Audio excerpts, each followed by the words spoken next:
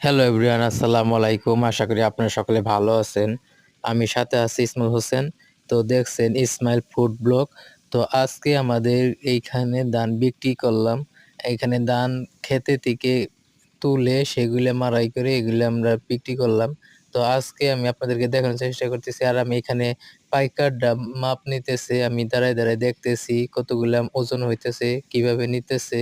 তো মাঝে মাঝে কিছু কিছু পাইকার তারা বেশি নিয়ে ফেলায়। তার জন্য সেটা দেখতেছি যে তারা সঠিকভাবে মাপ দিচ্ছে কিনা, নিচ্ছে কিনা। তো এর আগেও আমরা যখন বিক্রি করছি দেখছি ধান আধা কেজি 500-600 গ্রাম করে বেশি নিছে। তো এইবার আমি দাঁড়িয়ে দাঁড়িয়ে আপনাদেরকে দেখতেছি এবং সঠিকভাবে নিতেছে কিনা। আমি বলতেছি টাঙ্গাইলের মধুপুর থেকে আমাদের গ্রামে এইবার কাঁচা ধান বিক্রি হয়েছে 850 টাকা করে। আর আপনাদের এলাকায় বা আপনাদের গ্রামে কিভাবে বিক্রি করছেন, বা যারা ধান চাষ করেন বা আবাদ করছেন, তারা অবশ্যই কমেন্ট করে জানাবেন আপনাদের কেমন হইছে।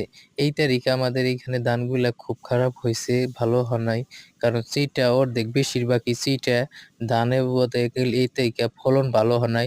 জানি না ধানের ভিতরে কি যেন একটা সমস্যা হয়েছিল। সবগুলা ধানই প্রায় মারা গেছিল, মানে মইরা গেছিল, মানে চিটা হইছে আরকি। তো এটাই আজকে আমি আপনাদেরকে দেখানোর চেষ্টা করলাম, এবং আমি মধুপুর থেকে বলতেছি। আপনারা যেখান থেকে দেখতেছেন অবশ্যই কমেন্ট করবেন। আর আপনি যদি এগুলো দান সম্পর্কে জানেন অবশ্যই আমাদেরকে কমেন্ট করে জানাবেন। তো যারা কৃষকের ছেলে আছেন বা যারা কৃষি কাজ করেন তারা কিন্তু অবশ্যই কমেন্ট করবেন।